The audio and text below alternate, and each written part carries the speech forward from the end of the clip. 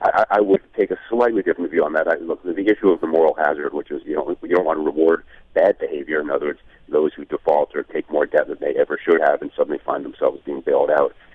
Frankly, it applies to the big institutions as well. I mean, if there ever was an example of moral hazard, it was that we did bail out the big institutions without really demanding the structural reform or compensation. But put that issue aside, on the flip side of the ledger, had I been in government, either Treasury or elsewhere, what I would have said is, look, to the institutions, we're going to bail you out. We need to for the sake of the economy. But the flip side of it is we want principal reduction that will, to a certain extent, benefit people who shouldn't be benefited. But there is always that margin there, but it will help the overall economy. But the way to do it is to give the lending institutions where, then you can figure out where exactly and how, an equity interest in the homes where you've reduced the principal. So that you're not simply giving a blanket check to the beneficiaries. You're saying, look, we're going to help you pay your mortgage.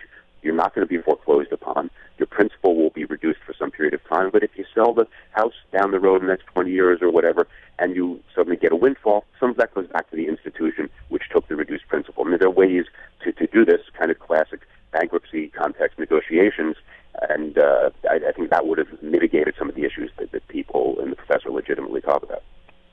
Professor, does that sound more reassuring to you, that sort of a plan? I mean, well, at this point, the damage has been done. I've been in Washington a lot and spent a lot of time at the housing agencies discussing exactly that option, trying to figure out a way to skin this cat. And all the options, including the one Elliot Spitzer just went through, have other problems with them.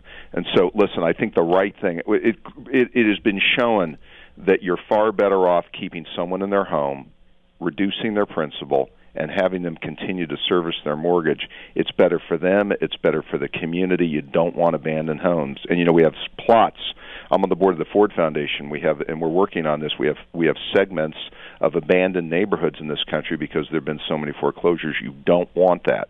You want to keep people in their homes. So the government needs to do whatever it can to try to keep people paying, and the institutions want that too. It's better for everybody. It's trickier, and we're not going to do it on this radio show, just to go through the details of how, and there aren't any easy answers on that, but I know all these agencies and institutions are trying to accomplish that because it's in everybody's interest. It's been shown from every angle it's better. Well, I think that I can say on behalf of the listeners of this show and really all Americans that have a stake in this, I wish that Congress debated this issue in as genteel and sophisticated as a fashion as you two have spoken about it here today. Governor Spitzer, the former governor of New York, host of The Viewpoint on Current, and Professor Rob S. Kaplan, the author of The Forthcoming, What You're Really Meant to Do, A Roadmap for Reaching Your Potential. Thank you so much for coming on Take Action News to talk about this issue. All right, good to talk to you. Enjoyed it. Coming up next on Take Action News, we've got a great hour ahead.